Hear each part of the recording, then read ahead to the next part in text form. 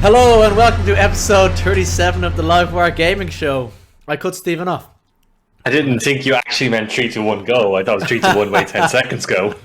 Nah, 3, 2, 1, go. We do a quick round here. We're back again. We took another week off. Unfortunately, just probably to cover it really quickly. Stephen started in a new job a couple of months ago, and that's really busy. And Dylan is back in work after the pandemic shutting everything down. So they're just busy. I'm putting all the blame on those two. It's not me. It's all on them. No. All on them. But no, it's just life is busy, and it's probably going to become the case that we don't do a weekly thing, and we might not always upload on the same day. So we'll be moving things around and just recording where we can, I think. But we have to discuss that. We have to discuss that. We're terrible at discussing things. We're totally professional. Anyway, we've got a big thing to talk about this week. Disney Plus Day. Disney Plus Day. No. We got a big thing to talk about. We'll get to that, but me and Stephen played something that we're both really looking forward to, and there's been a lot of coverage this week, but we'll get to that. It's a big surprise, this Elden Ring. But we'll get to that. We'll get to that. Before we do, there's quite a lot to catch up on. Stephen, what have you been up to the last couple of weeks? It's been a couple of weeks again, so you can talk about what you've been doing, and YouTube gets to watch me eat a curry. I think we should do an ASMR of you just eating curry. I think that's what our new thing should be. Yeah, scratch that plate. Go on. Go on, Stephen. Before we get sidetracked, what have you been up to? What have I been up to? I actually haven't been up to much at all. Just bits to do with the house. Work has been the best fucking part mental. about that? It never ends. It never ends. There's always something. Yeah, there's always something. The worst thing is we got a new stove in, and they took out the fireplace. There was a fireplace there, or the mantelpiece. We were hoping to sell the mantelpiece. They fucking destroyed the thing. And then to make it worse, those things are worth money. They installed the wrong mantelpiece. Fuck's sake. So to come back in and do that again on Monday or Tuesday, it's like, come on. Now, to be fair, they owned up to it, and they're like, "Oh, we're really sorry about that." But it's like, fuck's sake. Cowboys, Ted. Cowboys. Shoddy workmanship. Yeah. So that's frustrating. But in terms of games, the only thing I did do actually. Just before you say that, there used to be a fireplace and a mantelpiece in this room. And when we were buying the house, they were like, "Oh, we put in a nice little electric fireplace for you, and it'd be lovely." And I was like, "Get rid of it." They're like, "What?" I was like, "Cover it up. I don't want it." Like, "Oh, but it means like get rid of it." And it used to be right there, and now it's not. So fucking drafty. Yeah, I was like, "Just get rid of it. Just get rid of it. I don't need a nice little fireplace." No. Anyway, but it's no, the stove. I suppose when I light it, it'll be great. But it used to be so fucking drafty. Jesus, it's got rid of that now, thankfully. Game wise, so what I did do was I was like, oh, my new laptop that I got from work. I was like, I wonder will it run a few games. So I was tried Deathloop on it, and it works reasonably well. Can it run Crysis? Probably, but the new Crysis is shite, so I don't want to run that. But what it does run, and I'm really interested to see how that goes, is Endwalker. I did the Endwalker benchmark and put everything onto max, and it ran it really well. I was like, I might actually be able to play Endwalker while on my couch. Oh, for fuck's sake. Oh, yeah, I might know like Final Fantasy Endwalker when it comes out now. We'll see. Probably not. I have no time to play games anymore. But yeah, that got delayed by 2 weeks. So that was a bit of a kick. Yeah. But also, I'll get to play it, so it doesn't matter. Yeah, it's only 2 weeks. It's not that big. Like the only really shitty part of that is that people obviously had book time off work for it, and now they probably have to try rejig that around.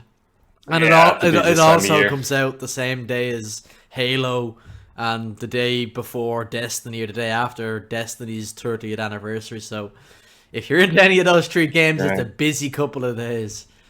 Fucking hell, yeah. But there is a rumor circulating though that the Halo multiplayer is going to come out next week. Yeah, the 17th, I saw something like that for Halo's 20th anniversary. That would be class. Yeah, it'd be cool. I think that'd be great. Not that you're going to play it, but it would be class.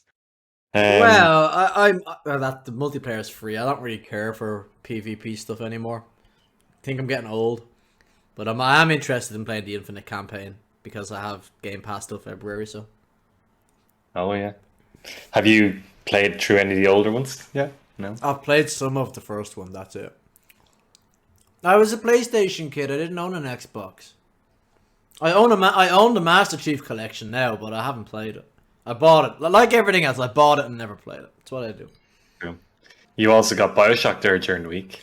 That'll I did. never get played. No, that will get played. Thank you for that. There was a bit of a funny story behind that actually. So I sent Stephen a picture of the BioShock that it's 80% off, like from 60 quid for the collection down to 11 or 12 euro. And I sent him the picture of it, and I was like, oh, it's very tempting, I might get it. And I was sitting in a work meeting, and in the bottom right of my screen, in the middle of a work meeting. Now, it was a fairly informal work meeting, so it wasn't actually bad. But it popped up, you have received a gift on Steam. Now, usually when I launch like a work meeting, like I X out of Discord, X out of Steam to stop this. But this is the one time I didn't do it, and I received a gift of the BioShock collection on Steam. So thank you for that, Steven. I will get you back next payday. You won't. No. I will. Or maybe not next payday. I might wait for something cool to show up there and then send it to you. That's fair enough. Or you're just paying me back the money I saved you on Deathloop. I think I did that with BioShock Infinite, so that's true. That's true. The only other thing that I did was because of the gameplay reveal for Elden Ring and all the praise around it, I started getting the Soulsborne itch again. So I downloaded Bloodborne and went back into Bloodborne. And then probably turn off Bloodborne because it's 30 frames per second and it's horrendous. And it is much better on PS5, but Jesus, it's at least it's a solid 30 frames a second on PS5. It still is framey though, like a couple of enemies on the screen, and it just nothing's gonna do it for me anymore until we get into our topic and we need to talk about it. So that's it. That's it for me. It is one of those that, like, with PlayStation finally moving into the PC like they announced the creation of a new PC label. PSPC. A few weeks. PlayStation PC, very original font. Like, if we haven't seen that before, very original font. But like, I don't think it changes a whole lot. Really, it just kind of shows that makes it official. It makes it official that they are dedicated to doing it. So hopefully, like, let's be honest, like, as PlayStation players who have, like, a lot of PS players and Xbox players moved to PC in the last 4 or 5 years. Moved is probably the wrong word, but have built PCs in the last 4 or 5 years because PC gaming is so accessible now at a lot of price points. And the one thing that any PlayStation player that has played Bloodborne is asking for is Bloodborne port to PC. Because Bloodborne is, like, out of all of the From Software games, maybe not come February, but it is the best looking out of them. It's the most beautiful of them, and it's got that atmosphere. So I think people want to experience that at a playable frame rate. Unless you've been on PS the whole time and 30 frames a second is still what you're used to, so then it's okay. Yeah, because I remember playing through that and never batting an eye. No. It's only when you go back. Yeah, it's only when you go back. Yeah, and so that's actually I have Game Pass. I think Salt and Sanctuary is on that. Probably a few Soulsborne. I actually want to ask you about that. Game Pass has It Takes Two on it if you want to try play through it together, because that's got a lot of praise this year. Oh, is that the, like, cop story? Or it's the guy. Fuck the Oscars guy. His new game, I think it is. Oh, that guy. Yeah. Jacques, is it? Ferrez or something like that? No. Crap with names. Yeah. Yeah. Fuck the I've heard it. I heard it got game. praise. Yeah, no, it's on Game Pass, so I'll be there. And you have Game Pass now, so I do have. That's. I'm going to talk about that in a second. It was great about why I have Game Pass. Let's hand over to you and your fucking mental week with Game Pass. Well, like, I actually played a lot of games over the last couple of weeks. Like, it's at the stage in the season of Destiny. It's been that way for a while, but this season of Destiny's a long one until the 30th anniversary stuff comes out. So I'm kind of rooting around for other things to keep me entertained for a while. I landed on Rocket League for a few days, and I used to play a hell of a lot of Rocket League when it first launched. And I was okay at it, and I was playing Rocket League, and I'm still okay at it. But when I'm not when you're playing that with just randos, you're queuing into competitive ranked modes with randos. You get one good teammate for every 4 or 5 games, and I'm like Ross in Friends when his sandwich gets eaten. I knew you were going to say that. Rocket League is not good for my rage, so I uninstalled Rocket League just for the sake of my health and my monitors. Fair enough. I can. Were you playing keyboard and mouse or playing controller? gamepad? Controller. Yeah. Just it's easier. I can handle people, and it's the same in any game. I can handle people who aren't particularly good or skilled at something, because I recognize that there is a limit to somebody's ability, and there's a limit to my ability, and that's it. It's people who are just plain stupid that I can't handle, and that's what bugs the hell out of me in Rocket League. It's not that someone might not be very good. It's they do stupid things, and everyone, 90% of the people that play Rocket League are very selfish, and they want to be the hero. They want to have the all the glory. It's like, no, hit the ball forward and then rotate in behind your teammate. Let them go forward and then they rotate in. So it just makes sense. It's like, pass the ball. Stop being like 5-year-old children chasing after the football in the playground. Pass it. But you're not Arsenal. You're not trying to walk into the net. It's exactly what it was. It was like watching Arsenal play. It was exactly what it was like. And I actually used that reference last week when I was giving out one of my moments. Was, you're not fucking Arsenal. Stop trying to walk it in. Pass the ball. Be Barcelona. But yeah, I've stopped playing Rocket League again because it's just not good for my rage. The reason I was playing Rocket League was because I was waiting for Forza to come out. I played a lot of Need for Speed when I was younger, like a lot of us probably did. And as I matured, or as my tastes in games matured a bit, I kind of fell off racing games. But Forza was getting a hell of a lot of praise, so I was like, fuck it. I'm going to give it a shot. I was going to buy it outright, but I've had an expensive week with other things, so I kind of decided to Game Pass it instead. I was very disappointed when my Discord gift of 2 months Game Pass wouldn't work, because I've had Game Pass before. So I went to buy a month at normal price, only to find that I had 3 months sitting there for the price of €1. So it worked out okay in the end. I got 2 months free anyway. I just got an extra month for €1, so I'm not complaining. And yeah, Forza is like, I don't know if you've played Forza yet, Stephen. I know you were talking about giving it a shot. Like, I know racing games have always kind of looked okay because the cars are easy to model, I'm assuming, to make look like the realistic thing, and then they just hide all the crap behind motion blur. But yeah, Forza is a stunning game. Like, it's the benchmark for fidelity in that sort of game. It's like, there's so many occasions where I just stopped judging it. This game it looks incredible.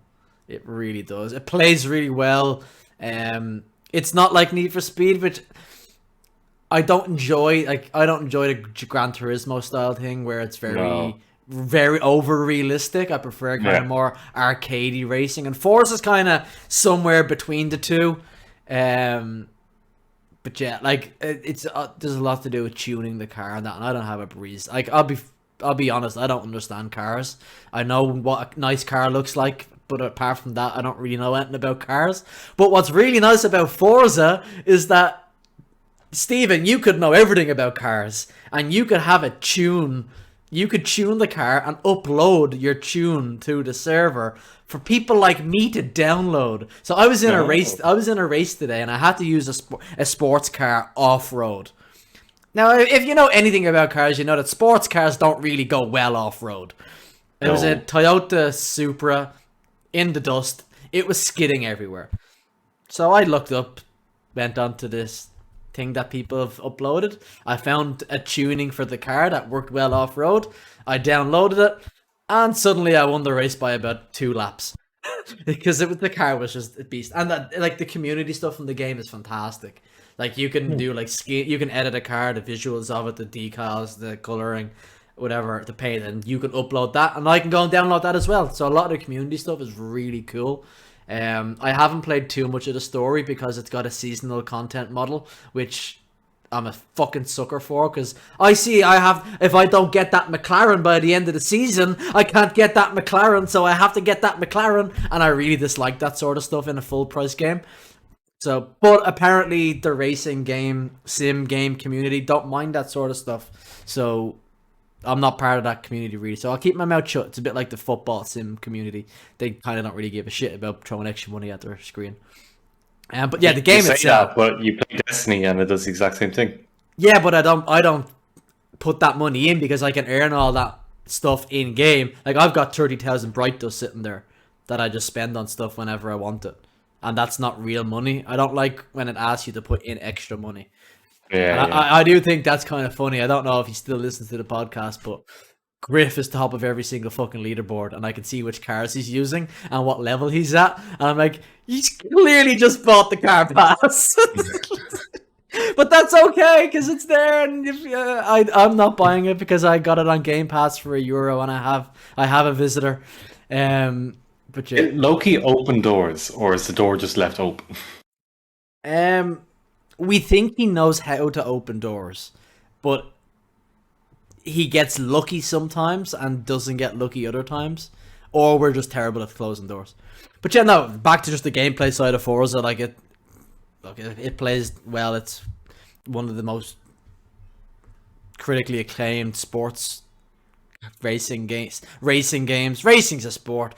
One of the most critically acclaimed racing simulators, and yeah, it plays very well. And just, but on the story, you've got, I think it's called expeditions, and they're kind of like, you've got all your races around, and you have to complete so many races to get enough XP to get to the next expedition, and it's those expeditions are fantastic.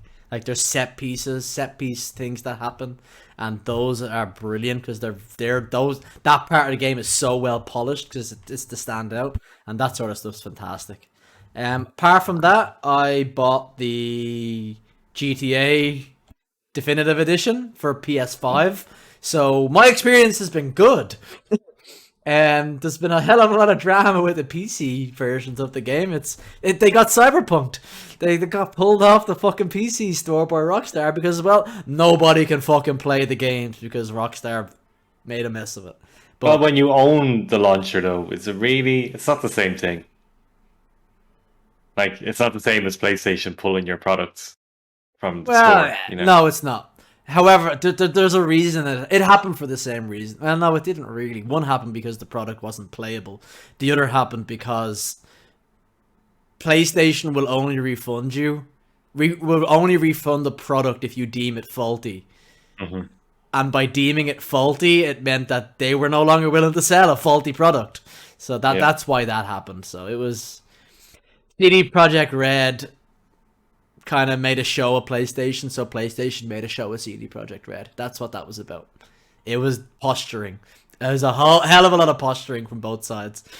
Anyway, yeah, I played a little bit of that. The only way I can really describe it is those games look and play the way you thought they did 20 years ago. God. That's what it's like. So the way you thought they did when you first played them, that's what the way this remaster is. And I mean that in a good way. Because another way, when you played games back then, you go, oh my god, this looks so great and this is amazing. And when you look back now, it's like, oh my god, this is terrible.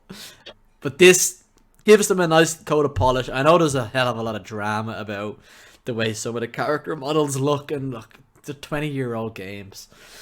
Like, you can argue the price point maybe, but €20 for each of them, I can't really say that that's too much of an ask, really. But yeah, I won't get into it. They're fun. They're GTA. Apart from that, we'll get into the main topic in a minute. I haven't played it yet, but I did buy Metroid Dread, and I got it for €6 because GameStop are idiots apparently. Trade in a 4-year-old game and get a new game for €6. I don't really get that logic, but it worked out. Basically, trade in any Nintendo first-party game from any time. And it still holds value. It was ridiculous. But anyway, I'm not complaining. before we get into Elden Ring, my Vault of Glass print arrived this week. It's in that Oh, little container right there. I haven't really opened it properly because I wait until I get a frame. Because I'm just gonna take it out of packaging, hook it in the frame, and put it on the wall, and it's gonna be shiny. It is really nice though. is it what do you call it, holographic and stuff, or It's what's like the? it's got like a metallic print finish to it. You know the picture. It's the art piece that went around, but it's like it's got a metallic finish to it. It's not like a display, but it's got the same kind of finish to it. Mm, So it's really nice. So yeah, I'm looking forward to putting that up. It's gonna go up right here. I was thinking that that'd be nice there. Yeah. Yeah, I don't know whether I put it dead center or to the side because I've also got some Star Wars prints there that I'm gonna put up. So I might put that up in the middle and then them underneath it or them on top of it or whatever. I haven't figured it out. I'm so old, such an adult. Have you got Anyway, drywall or that's concrete? that's concrete. Isn't it okay? That's concrete. The one here is drywall. The one behind here is solid concrete. So if I ever decide to put the OLED up on the wall, it's going on this wall, the concrete one. Yeah, it's such a pain to drill through concrete though. Worth it though. Not That if you shit's fuck not. up. Yeah, that's true. That's very true. Anyway, Yeah. let's move on to the main topic because I know we both want to talk Yes. about it. Yes. Um, it's the last thing I did this week. We did a bit of me and Steven played 2 or 3 hours so this afternoon. Um, Elden Ring, the network test dropped is over this weekend, and we both played it today for a few hours and have a lot of thoughts on that. There's been a hell of a lot of coverage this week. It all started, I think, last week or one of the Yeah. days last week. From Software had a 15 to 20 minute gameplay reveal. It was followed up by a network test for um, media people in the media and Journalist. reviewers and journalists, and they all got to play it for a few days, and all of their thoughts I think lifted. The embargo lifted on Tuesday, I'm gonna say, and all of the information starts spilling out about this game because apparently From Software are very proud of their product and don't mind that it's not out for another 3 months. I want people to experience a hell of a lot of it. Me and Steven played some of the demo of that today. Look, it was a network test, but it was a fucking demo. It was a massive demo. I'm gonna go back to eating some of my curry. Steven, just dive in. Like, just dive in. Start Well, wherever you because want. we got the well. Firstly, me and Zaki nearly ended our friendship, so there was that. It wasn't that bad. You blocked me instantly. Oh yeah, because you got the thing first, and then I got it So 20 I minutes got the later. code, and you were like, just so you know, you're blocked, and then sent a screenshot on the Discord. So our friendship was ended for about a minute, and then you Yeah, got the code, and it was all fine. I'd But yeah, unblocked you like before I got the code. no, you didn't. The but the first thing I did when I got the code was stick it on remote download. Went down, put it on, went to see if the network was live, knowing it wouldn't be, but just to see if you could get to the title screen to hear the And title you screen and you load, could and you could. and you could, and it's awesome. It's Yeah. so like powerful. It's so yeah. So then today I loaded think in. before we start talking about that game, what did you think of the gameplay reveal last week? Because we never got a chance to talk about that because it's just busyness. Yeah, Like, the gameplay reveal was because I watched it afterwards. So I watched the VOD afterwards, and the first thing that struck me, as I know it did a lot of people, and I was one of these people, but I'm taking it back now. Was I was put off by the reuse of the animations and the sounds from Dark Souls, Bloodborne, and Sekiro because it felt to me it was like, oh, I get why they're reusing these assets, but it takes me out of what the world is that they're trying to build because I'm hearing the parry sound like, yeah, that's a Dark Souls sound, or you're hearing the visceral attack. You're like, okay, well that's Bloodborne, and it takes you out of it because you're like, oh, that's this world. And you're like, but I want to be in this world. I want to be in Elden Ring. But playing the game today, I didn't even think of it once. no. So the gameplay reveal probably made it look worse than what it is in the gameplay. But the reveal, like it was very you could tell it was a FromSoft game. Like there was some of the frame stutters, there was some of the janky ass fucking combats, but there was the bits where what was it? Your man was fighting one of the enemies and he did a spear attack and it looked like it connected and there was no hit register and I was like, oh my god, this game is gonna be fucking shite. And it wasn't until I looked after it again, I was like, no, the hitboxes are just really fucking good. Like you could watch it, like the spear literally just passes by him, but like through his just beside his body. If that was any other FromSoft game, that'd hit you from a fucking mile ago. Them Sekiro hitboxes. Oh Jesus, yeah. So yeah, like the gameplay reveal hyped me, but I was also like, oh, I don't know if this is shaping out to be what I want it to be. Like when they revealed how big the open world was and what you had to do, and I was like, it's fucking big. I have serious open world issues. Like I don't like open world games. You know what it is for me? I'm at a stage where I'm kind of a little tired of open worlds as well, but this felt different because it wasn't just the whole go here, scan this, get all the collectibles. It was. It's hard. It's actually I can't actually find the words to say it. It's almost like here's your objective. Yeah. Go do it.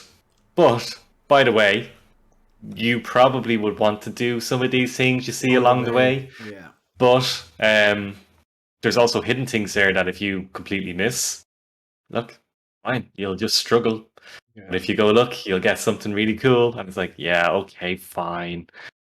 And the open world's like as big as it looks in the gameplay reveal. And I know we only get a small area. It actually felt very manageable. It didn't feel like you were traveling fucking hours to get from one point of interest to the next. It felt like whenever you traveled somewhere, something was around. You were watching out for enemies or you were looking at something that was going on. So the world felt populated, whereas in a lot of open world games, you're traveling empty spaces. Yeah, yeah. And that's why I kind of felt like it didn't just feel like one big sprawl, like a Far Cry game or something like that. It felt like it was very purposefully done, where you'd have a big open area, and then that'd lead you to a single pathway. So we went up through the big door into the grounds of the castle. Full spoilers, by the way. We kind of went. There was only one way we could go. It wasn't just the case of we can see for miles. It was you can see for miles, and there's this sprawl, but it's one open area, and then there's a funnel, and then there's another big open area or a dungeon, or it would have been the castle, which looks fucking massive, by the way.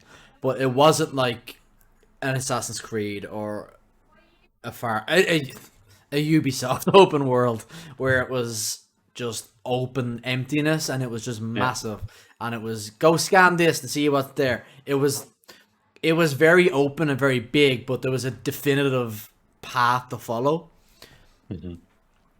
Now I will say that the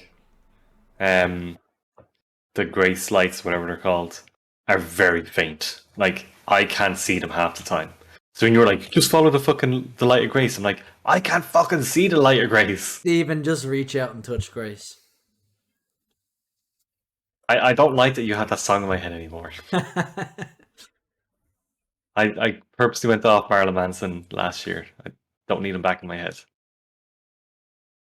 Sorry, I guess. Don't listen to his version. Listen to another version. True. No, every time. Who are the lads again? I remember. Every time we got to a bonfire, which are called sites of grace in this game, I would just shout out, reach out, and touch grace, and every time Stephen would groan. Yeah, and then so would the ladies, because they like the two fingers. What were they? The two-fingered maidens, or the maidens of two fingers, or something? It's the finger maidens. The finger maidens, yeah. Finger maidens. The fingered maidens. Oh, Stephen. Oh, that was between me and you. But No, no, it still is. No one watches this. back to Elden Ring. Back to Elden Ring. So I think we talked about just like our own experiences. Now we can dip back to the overall reception so far, apart from PC gamers' dumb article. But no, I'm talking about PC gamers in general because they didn't get in invite. yeah, maybe. But no, it's that you start off in that kind of cave, a cavern at the start. You spawn the cavern, and it's like, oh, it's a Dark Souls. It's definitely a Souls game. Feels like a Souls game. Looks like a Souls game. I think it's probably closer to Demon Souls than Dark Souls. I found it that way anyway, and maybe that's just because I've played Demon Souls more I think recently. it's the visuals of it as well. The Like visual. to me, it felt more like Sekiro, It, but it, it with was Demon it was yeah, Souls yeah. If to me it as the felt like visual. a Demon Souls Sekiro Yeah, Mudblood. Yeah, no, yeah, and it was a Demon Souls Sekiro love child for me anyway, and yeah, you start in that cavern and then you're working your way up. And yeah, it's definitely a Souls, and then you walk outside that door for the first time. You're like, oh, this is different. This is very different. you're like, oh hey, it's Breath of the Wild. It's Breath of the It's an open world. It's got to be Breath of the Wild. Just like it's slightly difficult. It's a Souls game. Yeah, it's walking out and then seeing the vast vista. You're like, oh hey, Yeah. Breath of the Wild. Yeah, I think like the it was fine today because it's only a small portion of it, but I do think when we play the actual game when it launches, I do think that open worldness of it might be a bit jarring at first, just because we're so used to that hub based stuff of of previous games where you have your hub, you go off one direction, kill some bosses, whatever, loop back around, back to your hub, and then go off in another direction, loop back around, and then they line up, and then whatever, you open a random door and you're somewhere you haven't seen in 30 hours. Whereas I think this is it's gonna feel different for a while, and that might take some getting used to. But there's still a very definite path to follow, and that was what you were saying about where you when you light the bonfires, which is what we're gonna call them because that's just habit. The bonfire has like a little line of light going out of it to direct you. What it's actually almost like a compass that it guides you towards a specific where you're supposed to go. Now you also have a map that you can open up with the press of this button on a PS5 controller. It's just lucky I still have it beside me. And you find a map fragment and then it populates that map for you and you can fast travel back to previous sites of grace that you've been at, which is really nice. You'd think it's not a good thing, but it is a good thing. Oh, it's definitely a good thing. Yeah, it's definitely a good thing. This dog's having a moment. But yeah, I'm talking about you. But yeah, no, there's a definite path to follow, and I think me and you, down from my suggestion, kind of stuck to that path because we only had 3 hours to play it, so I wanted to try to get as far in as I could. But He was trying to get into Spider-Man there. he got caught. But yeah, we went on a very definite path as the main route you're supposed to follow, and because we were playing co-op, which we just thought, fuck it, let's play this co-op because we only have 3 hours. We ended up being very under-leveled for when we actually got to the first main boss. And he kicked our asses because we were doing so little damage to him, and his damage output was so great against us. And it was just because we kind of bum rushed straight to him rather than explore the way we probably should have. But look, whatever. But yeah, It's what I really liked and also was cursing Miyazaki for, is that they literally put a boss in the area you come out of beside a site of grace. You're like, you're just tempting me now. Like, I'm gonna have to just fight. And we did. We spent a good half hour, 40 minutes trying to fucking tackle that guy because it's like he's just here.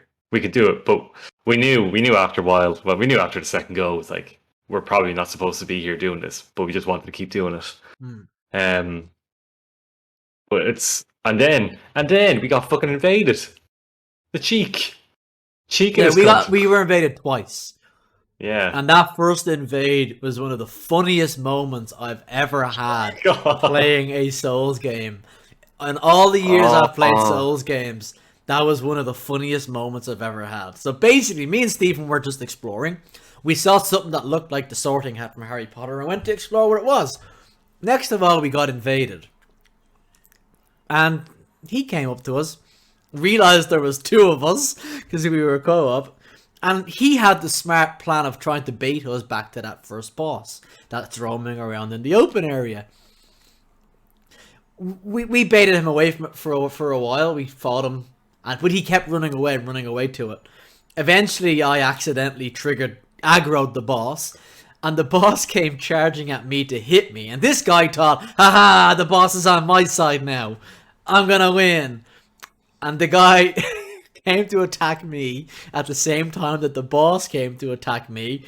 The boss swung for me, missed me, and cleaned the invader out of it, killing him on the spot. And me and Steven just broke our fucking hearts laughing.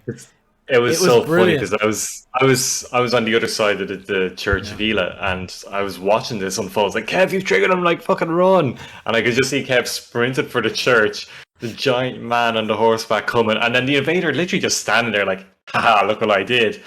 And then he just swings his fucking lance. Kev dodges, and your man just goes up in the air, and all you hear is the ah! And I was like, oh, that's Kev. It was fantastic. The invader drops down, and it's like, what?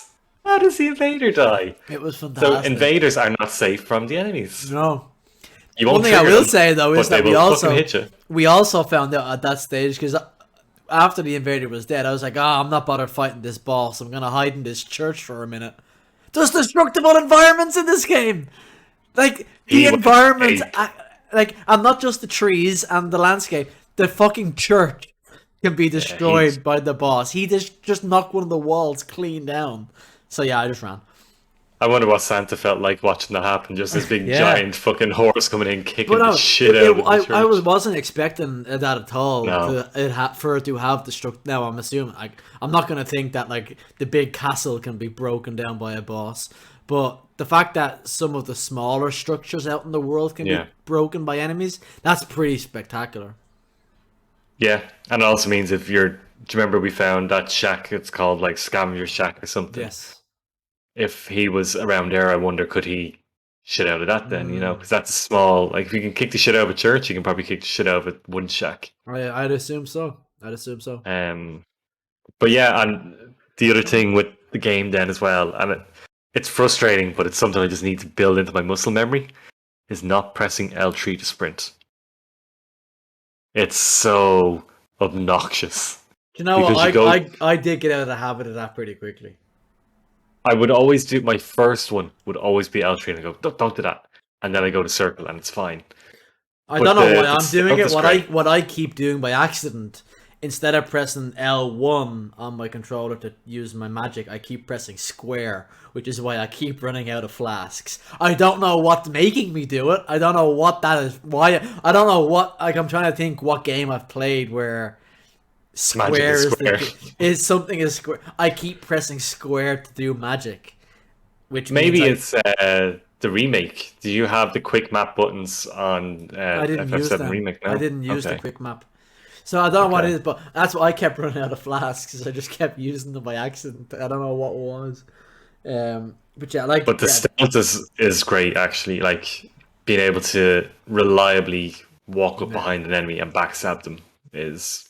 Great, because normally you're kind of like shuffling up. Well, we did a couple times where you'd stand in front of the enemy and the enemy start walking towards you, and I'd sneak around. Because the AI in this game is really intelligent.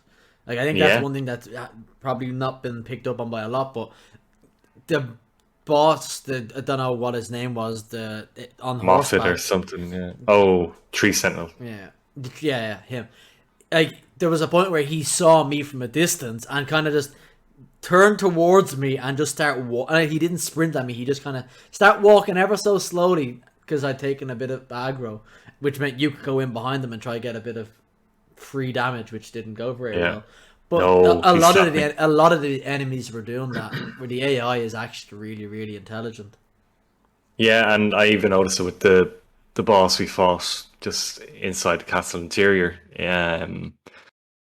Well, we saw him, his AI freaking out, Yeah, But that's the one thing. When we were actually got to that boss, it was towards the end of the yeah, network test, and shit started getting a bit weird. But it's a network test, so like you kind of you accept that it's not going to be the final product. but it was interesting. I noticed in his pattern in if you hit him once, so you had aggro with him and he was attacking you, and if I stabbed him once, he always would jump back 180 and face me. Yeah. So there was this kind of like reliable predictability where I know if he's hammering you and you're kind of going, you're taking it, I could jab him with one and he'd turn to me. And I really like that because it kind of means that you can kind of go, oh, I can take control of the battle. And it makes the AI really intelligent because they're not just sitting there going, well, I'm just focused on this one fucker while the other one jabs me up the arse for free damage. Like it actually reacted to me Mm. hitting it. And even some of the fucking swings it does, like it would go to swing for Kev, but because I'm nearby behind it, it would purposely turn and hit me, and it would just catch me. Um, It might be specific to that boss. I don't really know because we didn't do a whole lot else. But there was times as well where I was attacking it from behind, and it would do the tail whip attack, mm, and it was like it was almost like, ha! You're used to trying to get behind your enemies in Souls games. Ah, you're gonna get fucked up if you do that. Yeah. yep. That's the one thing I will Um, say about the boss is that we fought the guy on horseback, we fought the big kind of ogre looking thing, and we fought the in the castle. He's the first main boss, I think. They're super aggressive, like God, they are, Jesus, like and it's kind of it felt it was kind of jarring to me because it was like fighting a Sekiro boss in Demon Souls, if mm, that makes sense, because the bosses in Demon Souls are they're less aggressive because it's so old. Or Souls bosses are generally a little bit less aggressive than that. They have very predictable attack patterns, whereas the Sekiro bosses are they feel more aggressive than they probably are.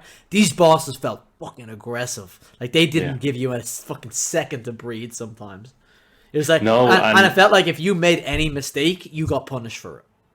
yeah, Yeah. and even the move set that they seem to have isn't limited to like the same pattern of moves. I No. always felt like in each fight we nearly came across something different. So he'd always do like a 1-2 slash, and then after like the third time, that would be a one slash, and then he'd whip out his holy knife, Yeah. and then he'd hit you with that, and then jump away and fucking throw them at you, and that can come as a one, a two, or in one case four.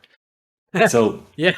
it felt like you, even when you're trying to learn the pattern, it's like you're always on your toes because he would just fucking change it for no Yeah. reason. Now that may be a case of it's the first time we've played this game, so we just aren't Yeah, in that rhythm of it yet. Because I always find that I take a little bit of time to get into a rhythm of a new Souls game. It takes me a couple of hours, and then you're in at one fight, and suddenly you just go, "Oh, I get it now," and it clicks with you all of a sudden. yeah. And yeah, and I think that might be the case with this. It's just it's kind of new. It is a lot of old stuff repurposed, but it's kind of new, so it is a little bit jarring at first. I would say, even though it feels like Dark Souls, it really isn't a Dark Souls. Like, it's not a Dark Souls 4. It's not a Bloodborne 2. It's not a Sekiro 2. It, It's not a Demon Souls 2. It it's is its kind of a own thing. combination of all of them in its own thing. Yeah, I think it'd be very hard for someone who's really good at a Souls game to just get into this and also be equally as good because the combat is somewhat different and there's new rules to learn and there's some quality of life features as well that make the gameplay way more enjoyable. No, yeah, that's Um, one thing when you do co-op, whoever joins you gets their Estus flask, their magic and health flask cut in half. So you can only have a maximum of one at a time in this. So if we fought a relatively difficult enemy and Stephen had joined me and he was low on health, we would go find a group of enemies to kill because that replenishes your full flask, which was mhm. a great quality of life thing. It kind of encourages you to go and take out camps or take out a group of enemies because it rewards you by giving you your full heals back. And even the sprint, so your sprint is infinite now outside of battle, Outside of which combat, yeah. fucking it's great because obviously in an open world you're going to be trying to sprint to most places Until until you you get get your torrent. horse. Yeah, which I haven't actually summoned yet. He's great. But the other actually on the co-op note, so the co-op summoning system was a little bit weird to figure out. Do you know But what? once you Yeah. figure it out, it's Yeah. fine. But Yeah. it's not self-explanatory. It's Like, I will say, yeah, at the beginning it was weird. It took us a while to figure it out, but once we figured it out, it was very reliable. It worked. yeah. It worked every single time. And this is in the network test where you'd expect issues. It worked. It worked perfectly every single time for us And even once we started doing it the right way. being invaded, like there was no Yeah. big issues. So yeah, Actually, not the 'cause we only killed thing both that of I them. would yeah. The only thing I would like, and I'm saying this to you with co-op, is because the game is so big and because I think this game really will be that kind of you play this co-op. Yeah, I've got a lot more a lot more enjoyment out of our 3 hours co-op and than I probably have in most Soulsborne games together. Even though we didn't make a whole lot of progress, No, but it but was that was we were our able to. fault because we were No, idiots. that was purely our fault. We just skipped Um, past all the stuff. Like, we should have bought stuff and gone and found stuff. We just skipped it. Oh. But that's the thing is like the co-op can't do so I can't activate sites of grace. So Yeah. if I push on with Kev, I can't the ones the sites of grace that he activates, I can't. So when I go back to my world, I have to fucking bring those through. I can't talk to the NPCs, so I can't buy anything.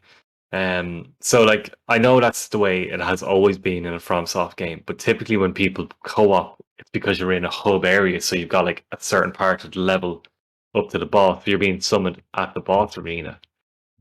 But now that you can be summoned from anywhere up to a boss, I really think they should have a way for the co-op progress to be saved. Even just the sites of grace. Look, yeah, Even just even that. just sites. I would deal with not being able to buy equipment Yeah. and talk to NPCs. Yeah. Just Sites been of able grace to, is yeah. the key thing. I think that's what's That would be needed. great. Yeah. Because even like so we can put map markers Oh, we down actually now. didn't So try. I didn't even try to do that. Actually, that's a good point. no, same. So like if I find interesting things in your co-op session, I should be able to mark them on my map. That when I go back to my world, it's like, oh, I'll just run to these places now. Like that's the level that I want this to get to now. I don't Yeah, know if it it's will just ever. small quality of life things. It's one of those things that if they nailed it with that, I think this would be perfect. But other than that, then the rest of the game, like the actual gameplay itself, like what did you think of the combat? Yeah, it's from software combat. It's the best melee combat in video games. Whether you like getting your ass kicked or not, like the actual combat itself is, and it's something I always struggled after playing a Souls game. If I went and played another, like an Elder Scrolls that's a melee combat, or a Witcher that's a melee combat, I really struggled to go back to those games after playing a Sekiro or a Bloodborne or a Souls, because the combat is so precise and so refined. Going back to something that's a bit more hack and slashy always just felt like it felt like a downgrade to me. I'm not saying Yeah. The Witcher is a downgrade on any of these games. It's one of the games of the generation, but the combat itself didn't feel as good to me after playing Bloodborne or going to something after playing Sekiro. I just didn't want to because the combat is so it's so precise, and it feels rewarding when you get, and yes, but yeah, it's the same here. We can only really comment on the basic stuff we started the game with. There was other magic stuff that we could have gotten that we just didn't because we just beeline straight idiots. ahead. We just beeline straight ahead and we're idiots. But there's other stuff we could have got that would have improved it. But yeah, like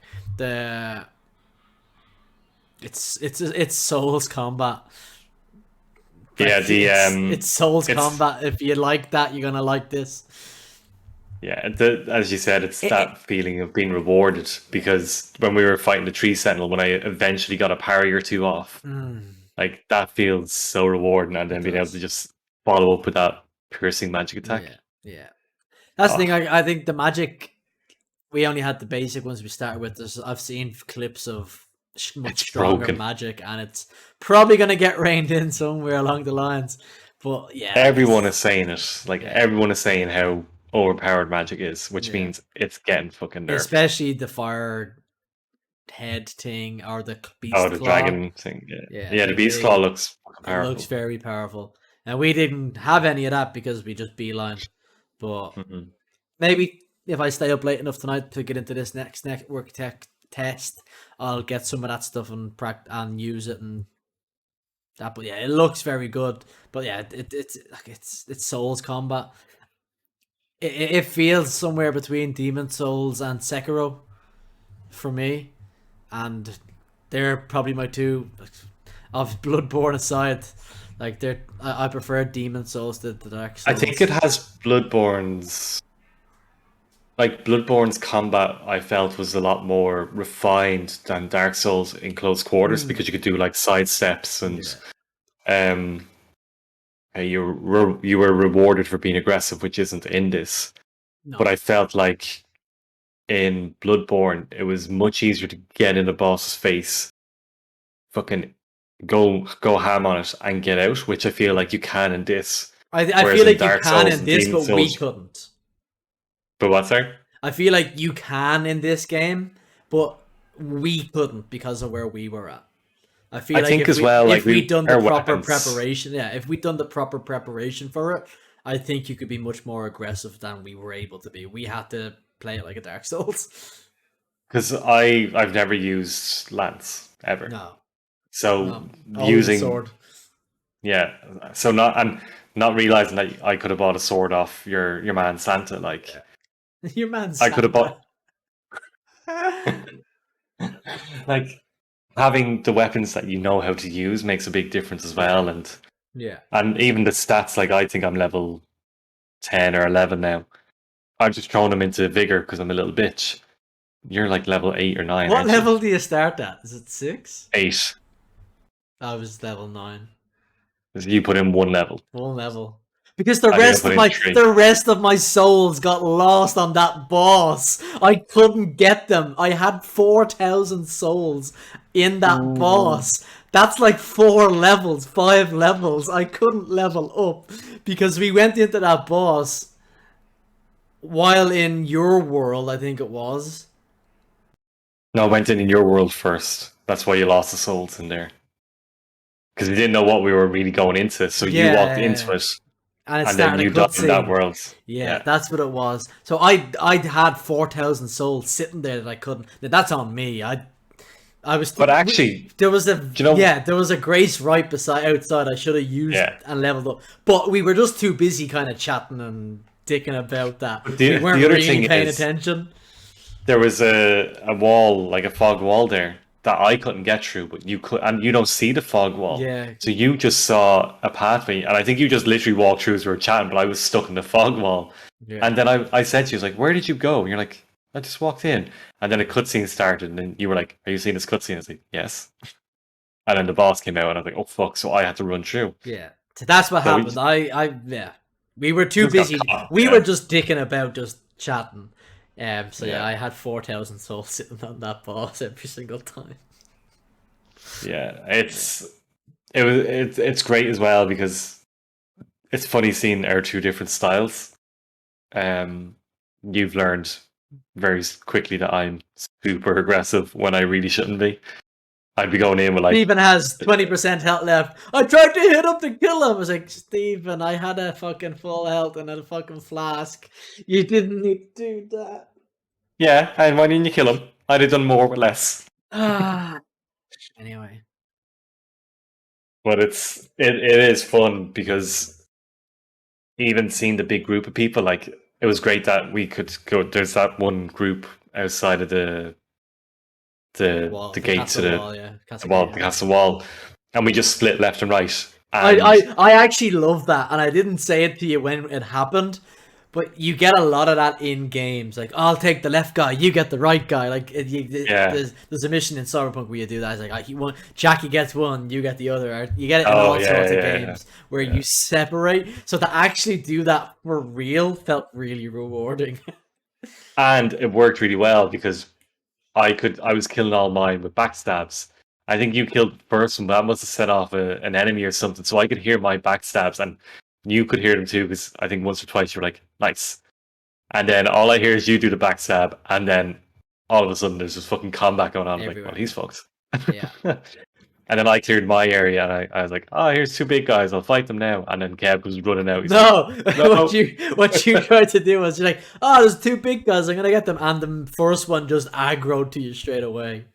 Yeah, you're like, oh, that didn't work very well.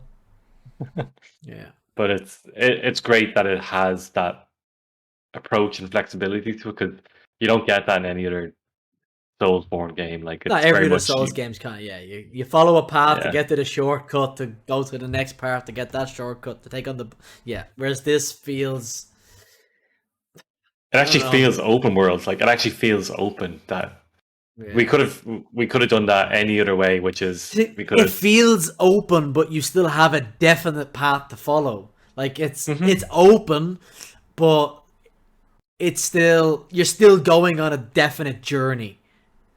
It's like It's like a Frodo less. trekking across Middle Earth. He's going to fucking Moria, but he's got all of this area to explore on the way.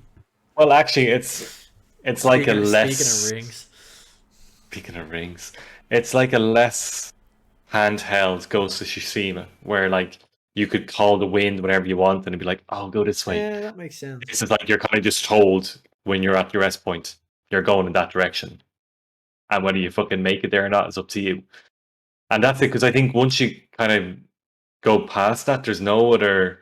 I couldn't see any other kind of lights of grace until you got close to a site of grace, and you're like, "Oh, there's the golden bits now." Yeah, So if you don't follow that pathway, you could be wandering in a fucking direction to nothing, like yeah, with but no I think direction. the going back from that is that there's plenty sides of grace. Like you can Yeah, kind of like there was points where you're like, oh, we haven't seen one in a couple of minutes. There's probably one up ahead, and then you're around the corner and like, oh, there it is, and then we got or invaded. or you take a phone call, walk away from the controller. I take a piss, and then somehow get attacked by wolves. Do you know what that was? I put the phone call down. I picked up the controller, and the wolves just came in. It's like, oh, okay, great. I didn't even move. I literally picked up the controller. Really? Okay. Because I was gonna say, I think they were set to like an They area or were, yeah, something. 100%. Yeah, yeah. They came back. I was like, well, my health is halved. What happened there? Kev's fighting wolves over here trying to save Stephen's life. Fuck's sake. Yeah. Yeah. Oh, I just really want to play it again. So Yeah, good. I've been kind of sitting here all day. I played a bit of Forza this evening, and I was trying to sitting here going, I just want to play Elden Ring. Well, I just played Demon Souls. Oh, I just want to play Elden Ring. You Oh, need to play Demon Souls. I was like, oh, I might as well just play some Forza. Oh, I want to play Demon Souls. Oh, I want to play Elden Ring. Yeah, I just want to play Demon Souls because I want to play Elden Ring. So once the network test is over, I'll probably go back to Demon Souls Demon next week. Souls. I'm about halfway through the game. I got busy doing something else. It was probably Destiny. Um, I'm terrible. Do you Actually, know what it was? No, it was Returnal. That's why I stopped. oh, it was, yeah, Returnal came out, so I kind of became obsessed with that.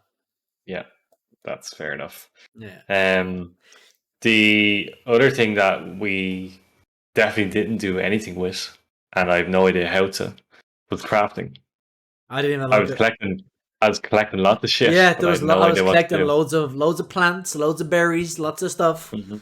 Didn't touch the crafting, or we didn't do any summons either because we didn't buy it.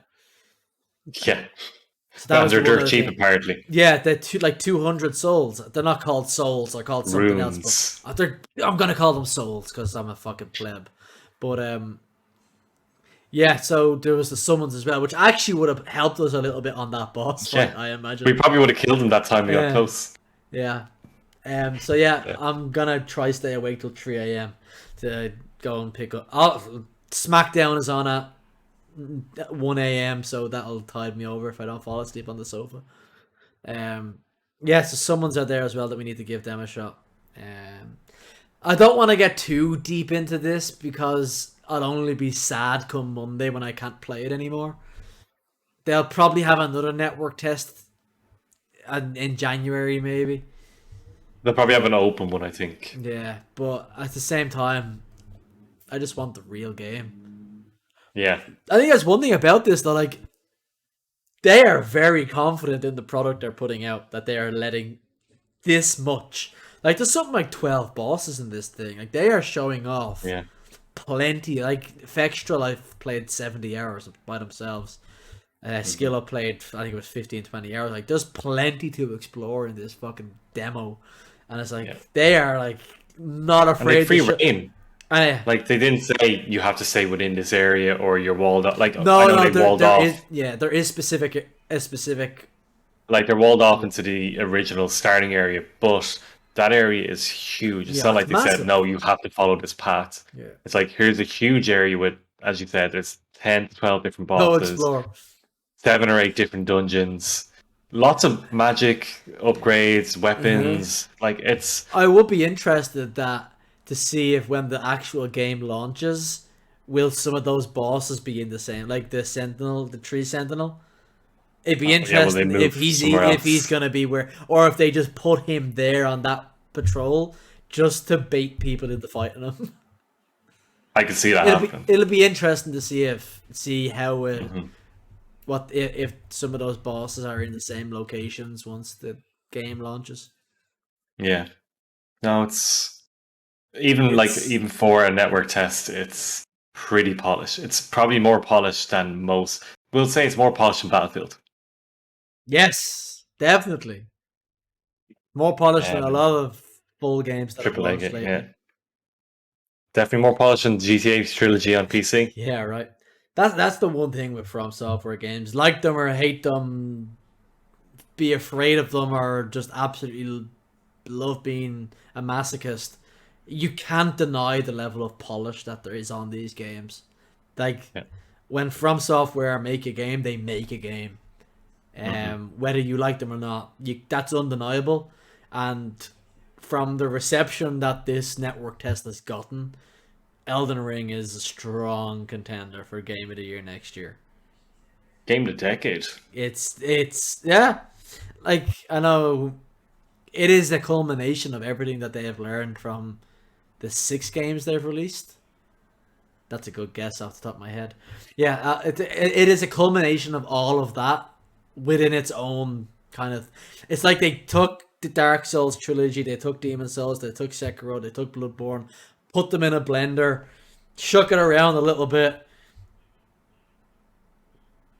I don't know. Added something new in there. And there you go. They got a Ubisoft, just went a little pinch of Ubisoft in there. Pinch of Ubisoft. Yeah. Oh, yeah. No, actually, yeah. Did you just complete tangent here? But with it being 11/11/21 yesterday and being Skyrim's 10th anniversary, did you see Todd Howard had a Ask Me Anything on Reddit? I saw he had it. I saw some of the stuff that came out of it, but was there anything? No, there was no. It was just. It's just so funny seeing Todd Howard talk about Skyrim 10 years later, as if Skyrim is still the shit hot thing that's come out.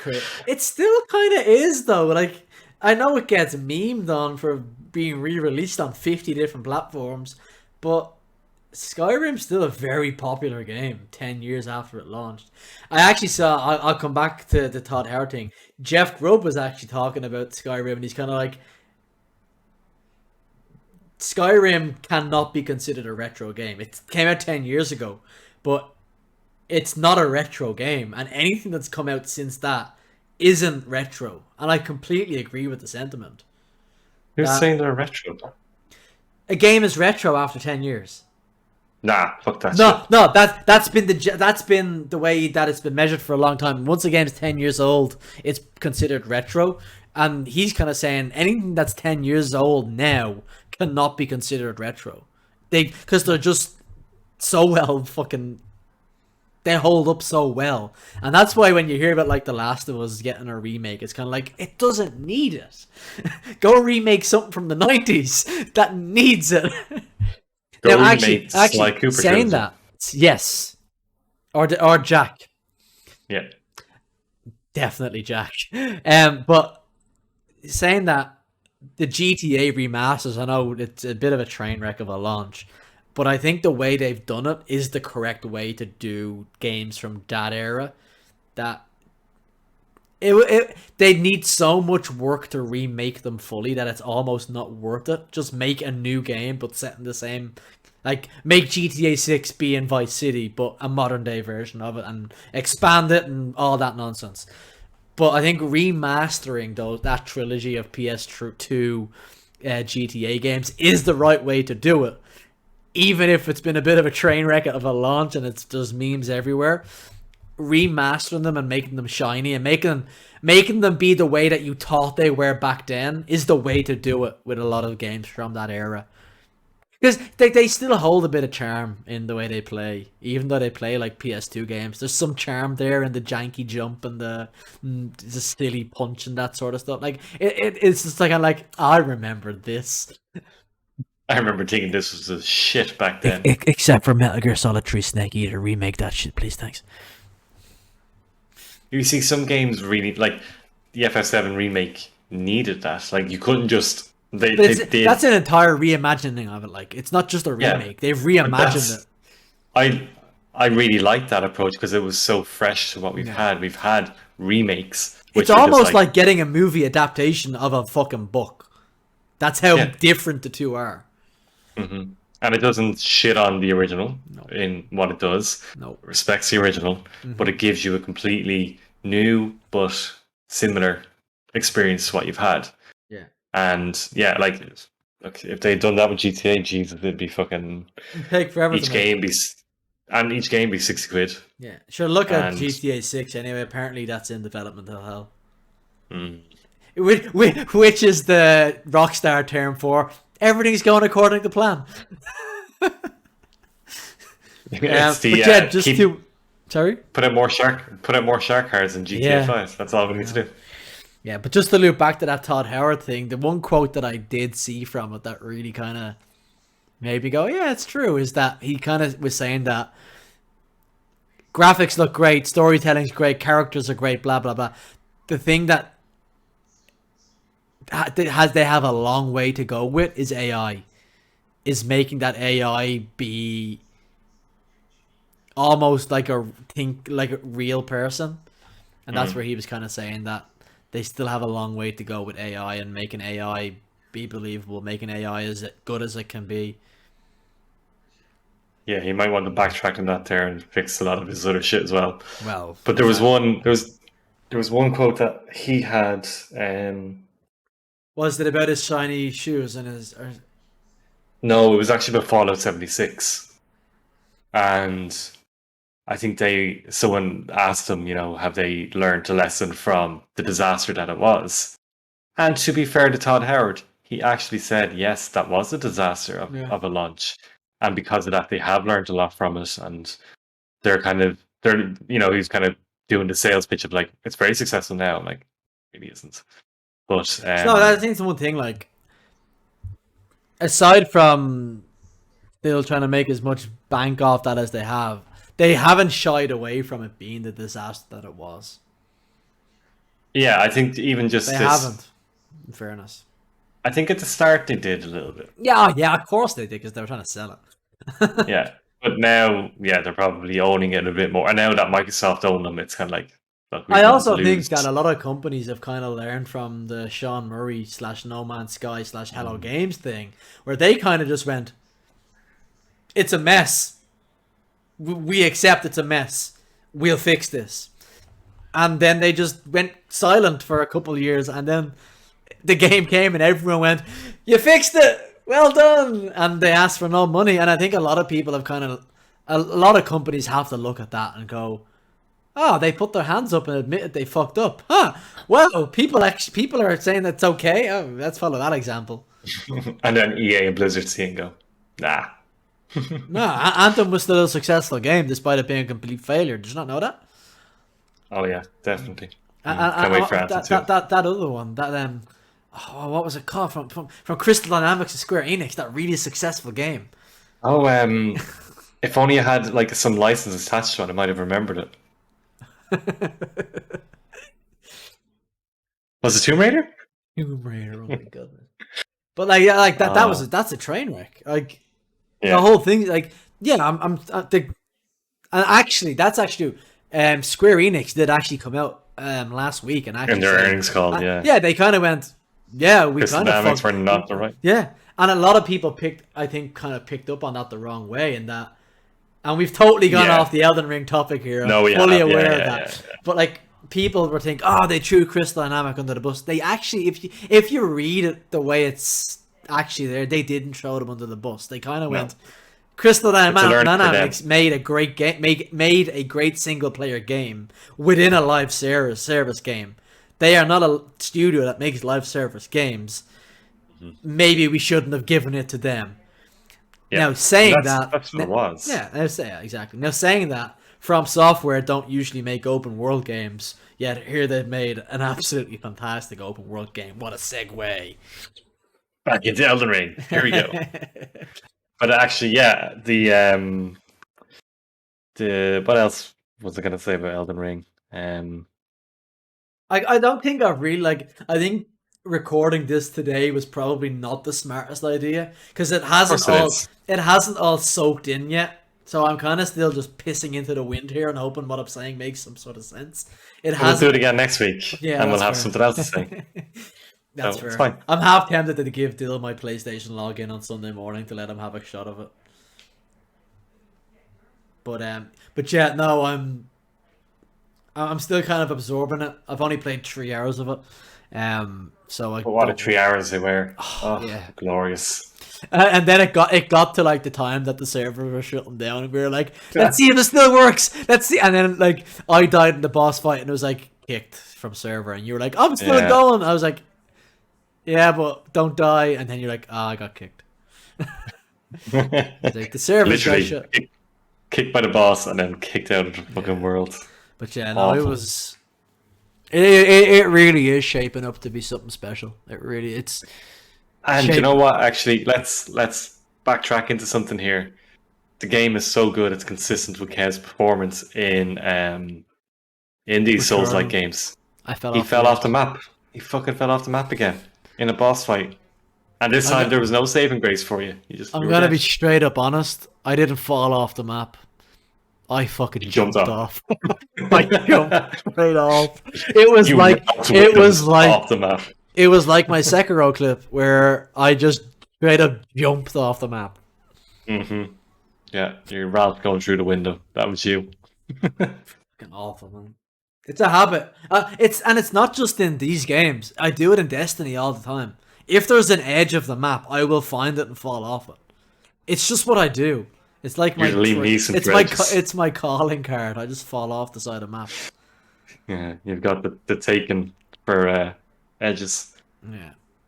But I will find you and I will fall off you. The bosses are tethered to the map. So like we couldn't. Your man was jumping back, but he just was not falling off. Oh, we were trying. We were trying very hard. We were fucking trying. We had him. We were kept baiting him into it. That's the one thing. There was some bugs on show, and that's to be expected. I'll add them to my report. The big troll guy that jumps down off the bridge. He fucking. You haven't played it yet. He fucking. Oh, what was the guy? He Adam smashed me at the end of Cyberpunk, where he tried to jump off that starting platform, and he just stood there and just was floating. That actually happened to me at the end of my Cyberpunk playthrough. Adam Smasher failed to jump off the platform initially. It was very funny. But I don't know what you saw. On your screen when that big troll... I saw that, yeah. In the first one, the first time we met him, did he jump smoothly down for you? I don't know about smoothly. I mean, he came down. I don't know how smooth it was. So what I saw was... big troll guy on top of a cliff. He was 3/4 of the way up, 50% of the way up. 25%. He's on the ground. It was a slideshow.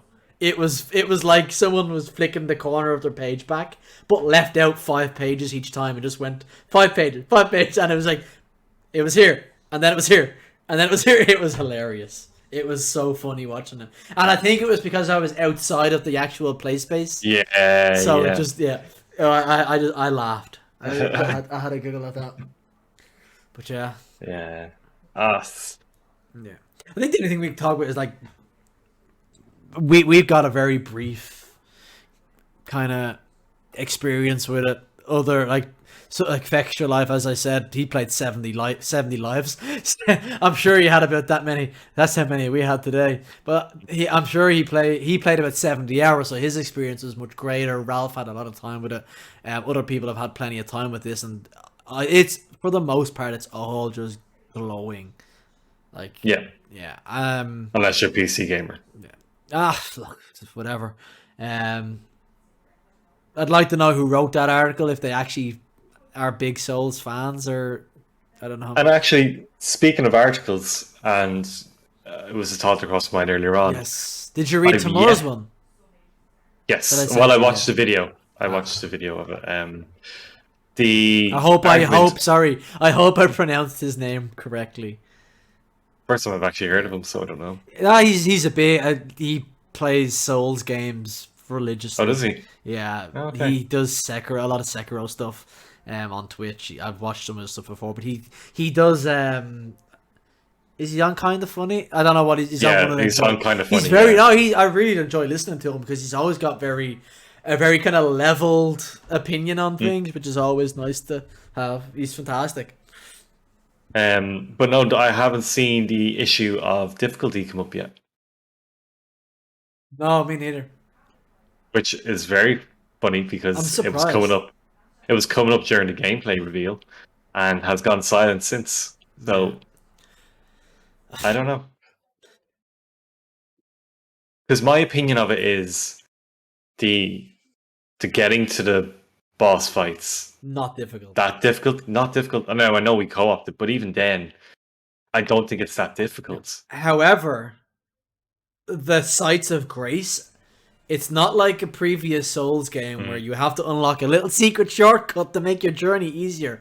The Grace sites, or the bonfires, or whatever you fuck want to call them, are literally beside any of the bosses that we've encountered.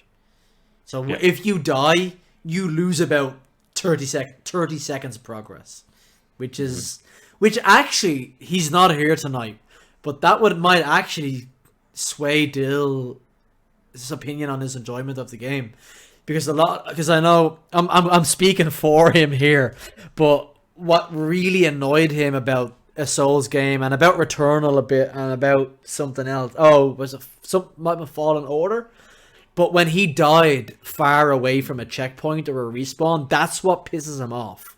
That he's played 20 minutes or half an hour to progress far, dies, and it's like that last 20 minutes or half an hour is basically lost. Whereas if the respawn points are, I've only lost 20 seconds or 30 seconds, it might actually improve his enjoyment of it. I didn't actually think of that until just this second. Yeah. No, neither did I actually.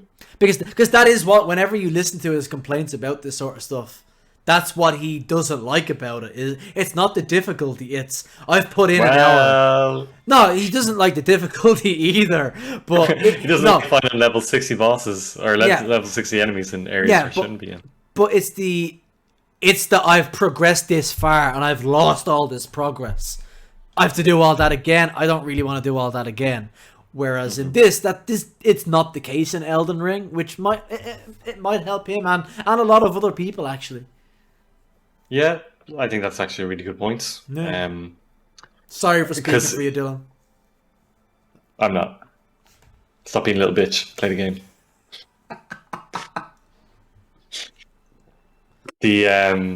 Yeah, maybe that's half the reason why that conversation hasn't come up properly. I mean, okay, we're in the first couple of hours of it launching. Yeah.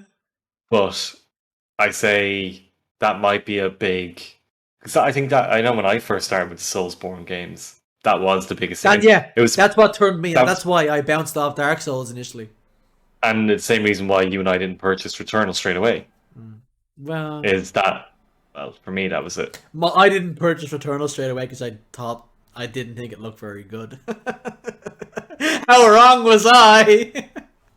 Yeah, actually, we both didn't think it looked great at all. Yeah. In that first gameplay reveal, me and you kind of went, Yeah, nah, and Dill was like, oh, this looks really good. And then yeah, 6 months later, he was like, no, it's not for me. And me and you were like, oh my god, this is the best game of the year. I love it. yeah. Going theory crafting and what's going on. But yeah, Jesus, you might be right with that. Actually, it'd be interesting to see. But do you know what that means? We're gonna get fucking noobs all the time, just invading. Oh, it's going to be great fun. Yeah, But you know what? I do think you're right in that the moment to moment, the rank and file stuff isn't necessarily difficult because you can treat it like in an Assassin's Creed where you'll stealth around the whole settlement or the whole whatever you want, the settlement, and you'll pick them off one by one stealthily. And I think you'll be able to do that here if you really want to. You can stealth in, kill whatever, and you might have to fight 2 or 3 enemies at the end. But if you're semi-smart about it, it won't be too difficult. It's the mini bosses and the bosses that are going to provide people with trouble. But if they can respawn right beside them, they don't have to fight their way through the rank and file stuff again for 20 minutes or half an hour. They can just start where they got it, which is great. I think that's also so the gap between bonfires. There's also the other sites that we didn't use any of them. I can't remember what they were called. So when you die in an open area, you can respawn at the most recent grace, or there's another marker in each open area location that you can respawn at, and that might be closer to where you are than the grace site you were previously at. We didn't use that because we didn't die in an open area. So it might be worthwhile testing that because that's another thing. You might not get pushed back as far as you were. As far as the last grade site, you might get halfway there, or it is a mini checkpoint in the area. So yeah, that all helps. That I think that's the right way to approach the difficulty of Elden Ring is reduce that time that people feel like it reduces the feeling of being punished. Yeah, because I think that has always been the biggest problem with Souls games is even if you don't unlock a shortcut, a boss run can just be so fucking difficult to get to, and you're like, I don't want to do this every time. And I think that might be why we pissed around so much on that boss, was because we could respawn right beside it. That if it was like, say it was the cleric beast in Bloodborne, where we had to fight back, we had to maybe fight back for 5 minutes to get there, we probably would have taken it a little bit more cautiously, because it would have been like, oh, if we die here, we have to fight our way back. Whereas you're like, oh, we just spawn outside the door, it's fine. Now, I think that might rub some hardcore Souls fans up the wrong way, but I actually think it's a great decision. I don't think it's an unfair compromise. It's not the cleric beast there. It was. I don't know where it's gone. Out the door. Did he just walk out? Yeah. Yeah. So yeah, no, I think that it really does improve that kind of accessibility of it, that people aren't gonna be as afraid to play it because they feel like their time is being more reward, less taken for granted. And even, I guess, if you feel like you're hitting a wall with a boss, you can always just go and explore the world. Or there was a summon pillar right outside the boss room. You can just summon people straight off the bat, right there. Get some help. But what I mean is, if you're the type of person who doesn't want to summon, or you're like, oh, I just can't. Yeah. You can go off and because in true. Yeah, and you can in the other games, you'd have to just grind the same area over and over again, and then it takes longer to get your levels. Whereas you're like, you know what, I'll just go off and do something. You might find a dungeon that gives you a power up, and then fast travel back. Yeah. So I think their choice also will improve the difficulty aspect, because you can just go, no, I'm not walled off here, I don't think, because of this boss. Like, okay, I might not progress the story yet, but I can go off and do other things, get stronger, come back, and then fucking whale that boss. Yeah, that makes sense. That makes a whole lot of sense.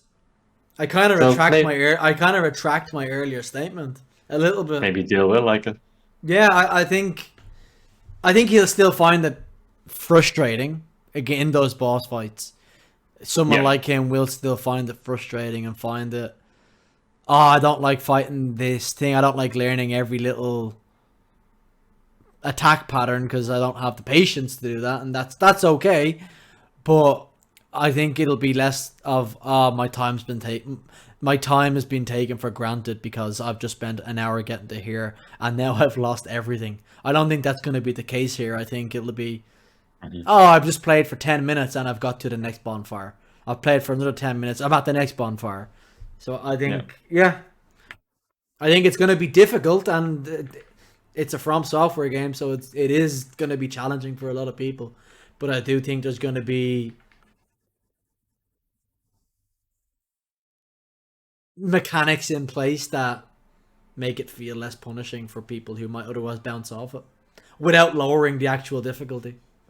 yeah. I think what they probably have done in the area we're in is lower the difficulty of the rank and file, or at least made them so that they're probably weaker than they would have been in traditional Soul games, where your first enemy's like, okay, the guys can still wreck you if you're not playing smart, but I it's think, still fairly easy. you know what it is though? I think they've reduced maybe how hard difficult each one is, but there's more of them. The volume of enemies is higher. No, the quantity of enemies is higher. So in that settlement we went into, like in a normal Souls game, you might fight 5 or 6 enemies there, but there was easily 10 to 12. So Yeah, each one of them is probably easier, but there's more of them. yeah, yeah. I think it's But the again, number we're of them that makes it more again we are difficult. speaking with very limited experience. We've only played 3 hours, well, about 2 hours 45 minutes. Yeah, So and you'll I have just more can't wait. tomorrow. If I don't fall asleep on the sofa, Yeah, I don't know. I would not be able for 3 a.m. Fuck that. I just wish there were more. I just wish it was a whole fucking weekend. yeah, I think that's the one disappointing part of it is that it's separated into different segments, and obviously Mhm. that's done to that Europe will have their time, and then Asia will have their time where they can get in, and America can get in at their time. But it would be way better if it was just a full weekend. Yeah. Maybe they don't want to Even give too much away. maybe everyone probably discover all the secrets in the weekend, but Yeah. I Someone don't would know. find a way to get outside the map and fucking explore the Probably. whole game. Yeah. Um. I just want to be back in it. Yeah, I did like how, like, if you look at a lot of open world games, you're like, oh, that skybox is pretty. I wish I could go there. In this, it was very much. Actually, In this, it was very much. Ooh, that skybox is pretty. I wish I. Oh, I'm there. the weather, that's another thing. Yeah, That's a nice change. it's just Because we were started just raining. running through and then it's like, oh, it started raining. Yeah, And it's nice. It's nice that the day and night cycle is there and that the weather patterns are there and yeah. There is a yeah. day. If you go to a bonfire, you can pass time and wait till the Yeah. morning, or wait till go to Updam in the evening. I got that reference. I understood that reference. How much of that have you played, actually? Just out of curiosity, um, roughly. it's hard to know because it seems a bit all over the place. Um, but I think I've it's. I killed think it's funny three when. visionaries. Okay, I think it's funny when you say it's all over the place, and I think in the early game of that, it does kind of feel all over the place. But when it all kind of bottlenecks towards the end, you're just kind of like, oh, that was all very linear. I can already see where it's quite linear, but I feel like I'm. That's the other thing actually with that segueing again is it is definitely pushing me of like, oh, you have options here, but also you don't have options. You have to go do this person, or Yeah. you only have like there. I got a prompt there being like, oh, this person isn't around until the afternoon. Go past time till the afternoon. It's like okay, So you just do another bit of the mission elsewhere. I actually yeah, think the best way to play that game is to go kill each visionary, just randomly at any time. Just find where they are, kill them, get their ability, infuse their ability so you carry it over. Find out which abilities you like using the most, and upgrade those abilities so you have them max. So you're spending more time with abilities in that game. Because the way I did it, I only upgraded some of the abilities after I finished the game. But if I had had those abilities much earlier at their max potency, it would have made for a much more fun time. Because I'm enjoying. Well, I haven't used it properly, but the linking one. Yes. It's the best That's one. pretty handy. It's the Yeah, best one. It's fantastic. yeah. I saw a clip where there's one, the linking one, then there's another one. It's an upgrade for one of the other ones. I can't remember which one it is, but you look at an enemy and then you press whatever button and it swaps. You go to where the enemy is and the enemy goes to where you are. This clip combined that ability with the linking ability. So somebody jumped off the map, Oh no way! swapped places with an enemy, And they all that went. enemy, and they all went off. I'll have to find it. It's Dude, fantastic. that's So it's hilarious. combining abilities makes it for some really cool moments. The last visionary that I went to was the guy who has his own like base RPG thing. Yes. That fucker. I did that one. That's the last one I remember. But then Is he the after one that, I that can brought go him. invisible? I think he teleports. I think his is the teleport one. He is. Sorry, yeah, he's the teleport one. He's the teleport one. Yeah, sorry. Then there Igor was is the invis guy. yes. Then there is. I had to go back and kill Wenji again for some Yeah. reason. So I did that. But no, Anyway, like that's fun anyway. I'm enjoying that, but I haven't gotten around to playing it. fair enough. Fair Um, enough. I need a lap board for my new setup. Yeah, I'm gonna buy myself one for Christmas. So, as you know, I've got the OLED there, but I have a wired keyboard. So my next thing is to get that Corsair. Is it XK63 or something? That's the A65 or whatever the yeah. lap boards. You can get Yeah. the lap board to go with it, and then I can just swivel and play. Will you be able to play though without those armrests? I'll figure it out. I might have to get like an oversized plank of wood that I put here, and then put the lap board on top of it. I'll figure it out. Fair enough. Be fine. You'll get it'd be great. My plan is to eventually get like a little armchair for here. We just bought an L-shaped sofa bed from Jisk, who just opened in Kerry. That's going to be delivered next week or something. Very So that's nice. going into my gaming room. I'd very much like to have an L-shaped sofa in the living room, but we got a dog instead. You did make that promise 6 years ago. I did. Did Quite you kept it? hilarious. Yeah. Quite hilarious. But yeah, I'll buy I you don't a know. Have husky you if any? you get me this. Apparently now Louise has to go find me the Metal Gear Solid PlayStation 4 to hold up her end of the bargain. True. It Anyway, probably would have been cheaper if she bought it back then. probably. Anyway, any final thoughts on Elden Ring, or any initial thoughts on Elden Ring, to be more precise? I will say it's not as pretty as Demon Souls. No, For it's obvious reasons. It's an open world game. You can't. The fidelity in that is obviously going to be shite. But it doesn't strike me as beautifully as Demon Souls Remastered did. Yeah, for a game that was developed for last gen that is coming to next gen, Actually, that's a it really does good look question. fantastic. How do you think this is going to run on old gen? They've already said What did they say? 30 FPS. 30 frames. Okay. But I still wonder with the networking It's what that's going to 1080p, be. 30 FPS. Next gen. I don't see it hitting that. No, me neither. I think I don't know what this being. Well, look, they've only showed the Series X gameplay through Yeah, be the interesting. reviewers. Because I did notice the PS5 one doesn't seem to Wait, perform as it's well. out. You can play it on PS4 today, though. I knew. I thought it was only PS5 and Hmm. the. Oh, maybe you're right. Um, Because I'd be interested to see how it's performing on old gen.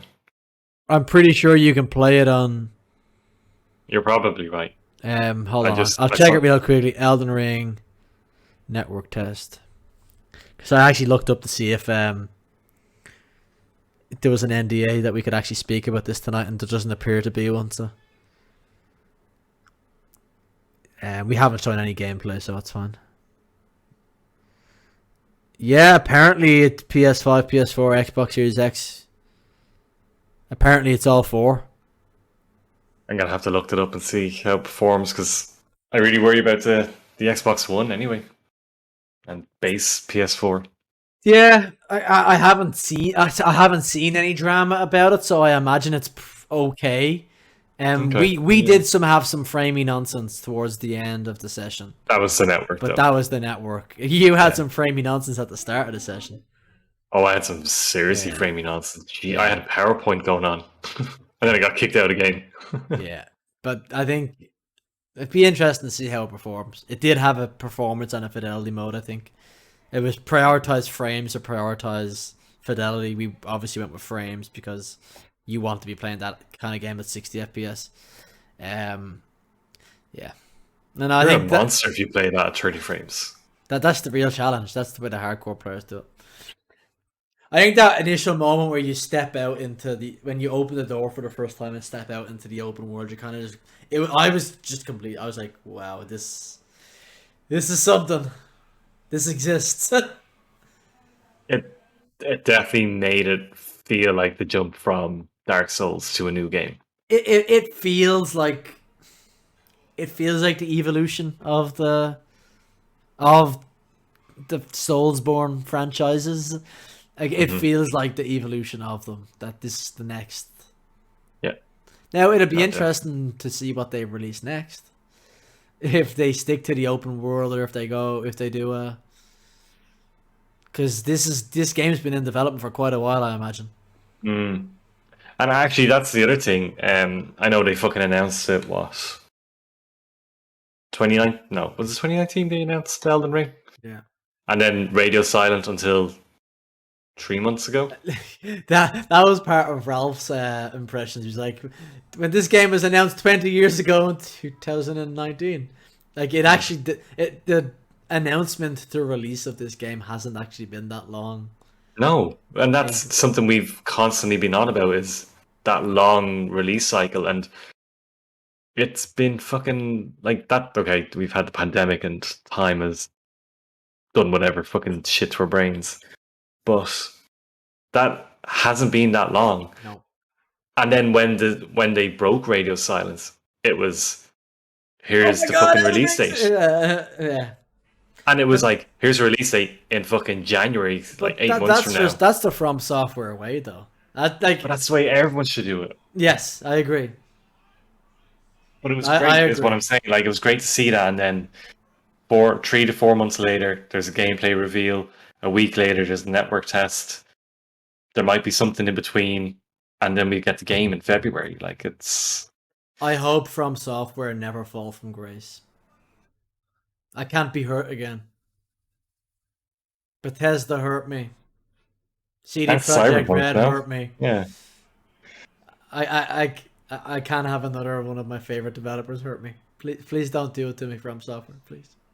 Well, it won't be with Elden Ring anyway. Not with You can Elden rest. Ring. No, no, no, not a chance. I Yeah. can't wait for my collector's edition. Oh, yeah, you got the collector's edition. Damn right I did. It gets to go beside my Dark Souls 3 one. Where's the Solar Cinder gone now?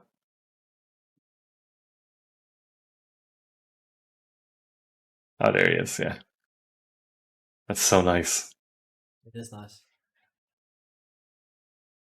Probably covered in fucking dust though. You mean Ash? Ash.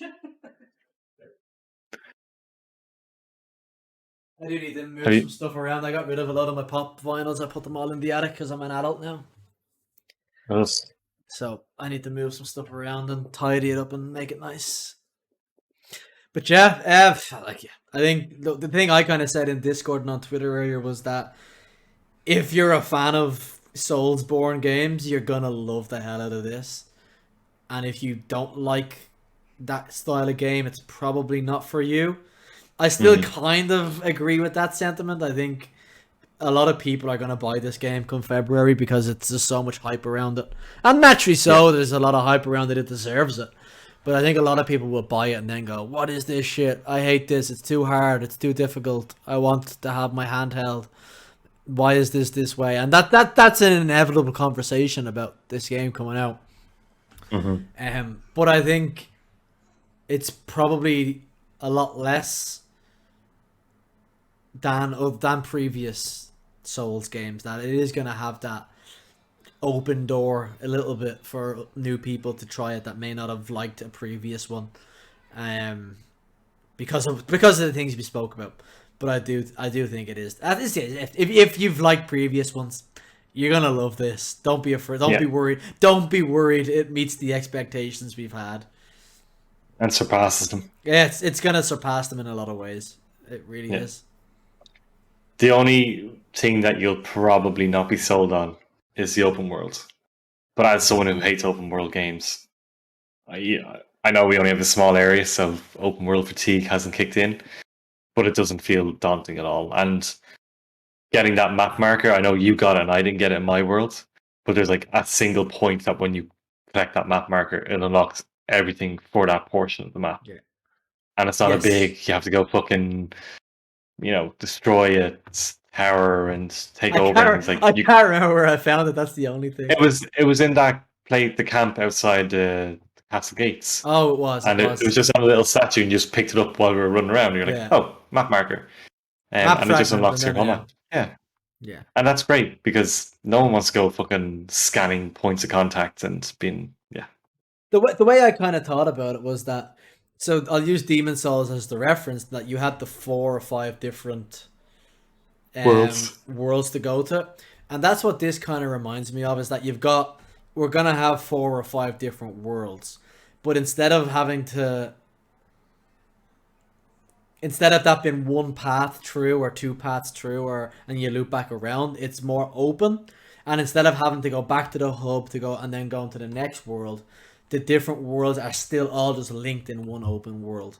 And I think that's probably the way that's going to be treated, that you'll clear out one world, then you'll go to the next world and clear out that, and then you'll have to go back to the other previous one to go kill another and other stuff will unlock, and then there'll be a dungeon or whatever. So I think it still kind of is that same, it's the same formula, but it's just it's sprawled out a little bit more. It's flattened down and sprawled out, rather than it being just one world, go to the next world, go to the next world. It's all those same worlds. They're separate worlds or separate biomes, whatever you want to call them, but they're linked by a path or by a castle or by something you go through.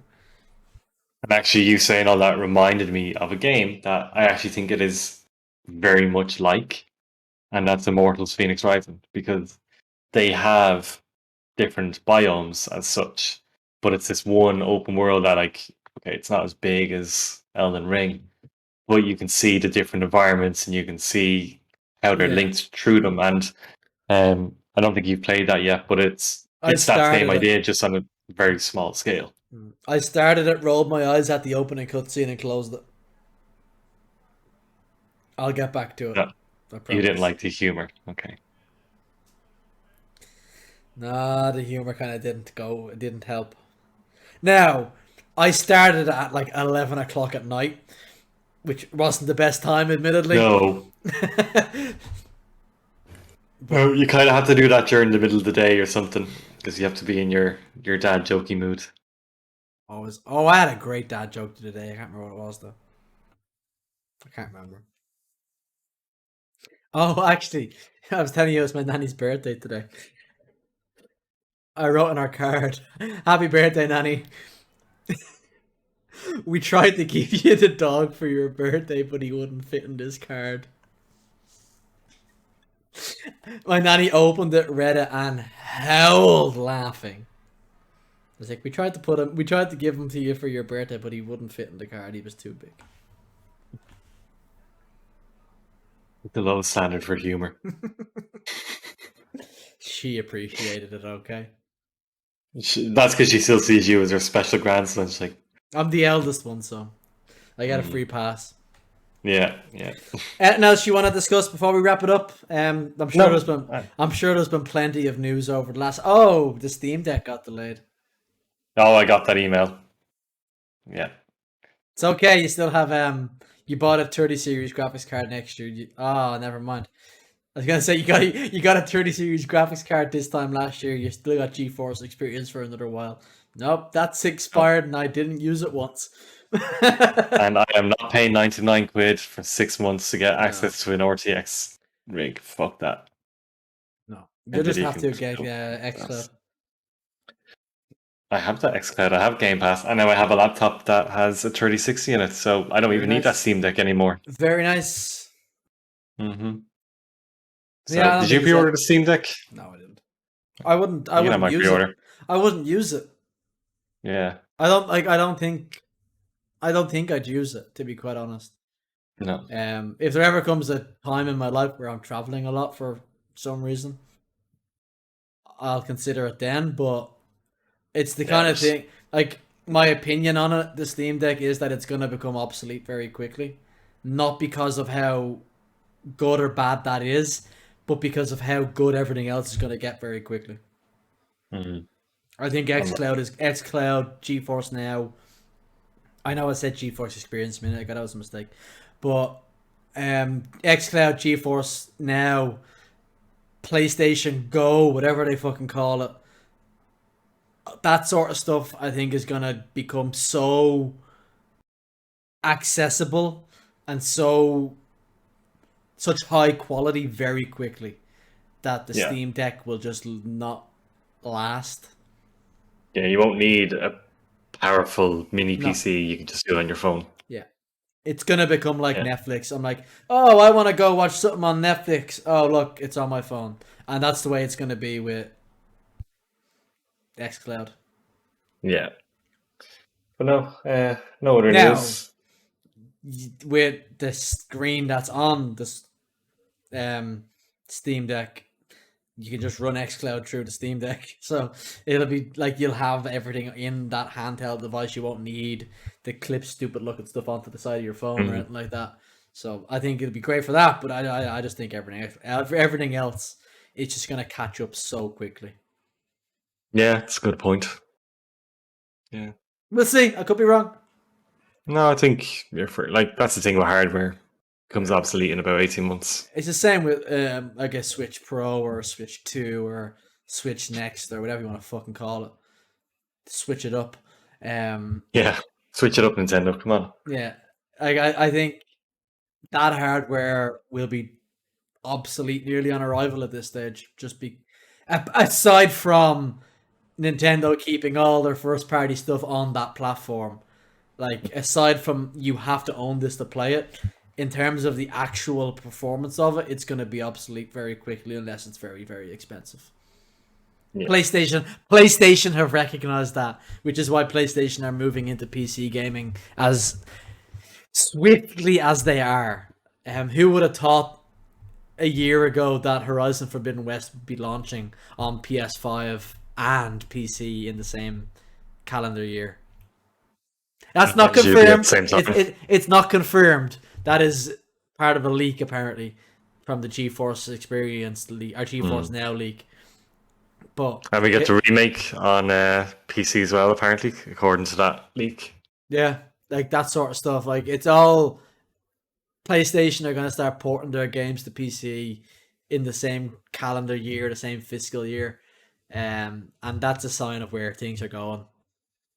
Yeah. And Nintendo's just gonna, if they don't change it up, not that they'll fall behind, but the only reason to own their platform will be to play their first party stuff. Yeah, and people will find a way around it eventually. And Kotaku will write an article praising it. Yeah, I don't think there's any other big news this week. I think Dill said he's off next week, so he'll be back next week. So hopefully we have all three people. We'll see. If not, you just have to play some more Deathloop, and then we can do a review of that. Yeah. So yeah, that's our high-level thoughts on Elden Ring. They were brief. I think the actual coverage of it from the likes of Skill Up or Fextra, those sort of people, all had great coverage on it. Go watch some of that stuff, and the same way Tamur Hussein, go read his stuff on it. They're all passionate people for these sorts of games. They know what they're talking about. Yep. So go read Actually, I need that. to check out Distortion as well. He's a speedrunner in that. Check out what he thinks. Let me know what he says. Send it to me. Yeah. And who's your man? Zeus. He does Bloodborne speedruns and crazy runs. I don't know. I think it's my. What's his name? So, Zeus is what he calls himself anyway, but it's some weird fucking long Twitch name. I didn't see that. He's a bit eccentric. I saw Jason Sharp put out a tweet actually as well. Woke up early to play Elden Ring, took down 3 bosses, was told by a fort to put my foolish ambitions to rest, got torn apart by a gang of giant crabs. Can't wait till February. Yeah, we didn't even go near the crabs. So. We didn't. Yeah, we didn't. I'll probably explore all that tonight. Let me know how it goes. It's the weekend. I know. No, I'm going to bed. I'm racked. Yeah, I think I've been quite tired. I'm exhausted these last couple of weeks. I've been clocking out of work and kind of falling asleep on the sofa and not really doing a whole lot. I'm struggling, to be honest. It's also the change in the evenings. It's everything. It's everything. It's work is crazy busy the last couple of weeks. It's the evenings. It's walking the dog, and it's IRL stuff that I don't really talk about online. So yeah, I'm just tired. Just tired. Yeah. Anyway, well, look, we have more Elden Ring to play over the weekend. Yeah. I'll only be able to play a little bit tomorrow. I have to go to a 30th birthday tomorrow. My oldest friend is 30. And he'll be 31 the year after that. We won't have Elden Ring network tests next year. No, we'll have the actual game. Hopefully. Anyway, if you've listened, thanks. That's our Elden Ring stuff. It's fantastic. If you got the network test, I hope you enjoy it. If not, wait till February. You'll enjoy it. Peace. Peace.